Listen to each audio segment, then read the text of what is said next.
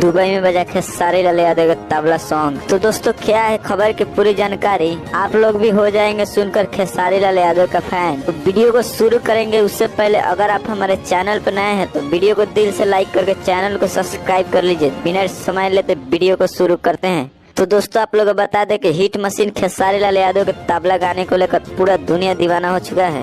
लेकिन दोस्तों आप लोगों को पता है खेसारी लाल यादव जी के तबला गाना दुबई में भी बवाल मचा दिया है। तो दोस्तों आप लोग को बता दें कि सबसे मजे की बात तो यह है कि दुबई के शेख साहब तबले गाने को लेकर तारीफ भी किए हैं। और आप लोग को बता दें कि खेसारी जी के गाना आते ही पूरे भारत में तांडव मचा दिया और दुबई में भी खेसारी लाल का फैन भी इस गाने पे जमकर डांस किए। दोस्तों बता दें कि एक गाना खेसारी लाल का तबले गाना सोशल मीडिया पे भी ज्यादा वायरल चल रहा है। तो दोस्तों आप लोगों को बता दें कि ये गाना सारेगामा हम भोजपुरी से रिलीज किया गया है। तो आप लोग भी जाकर इस गाने का आनंद उठा सकते हैं।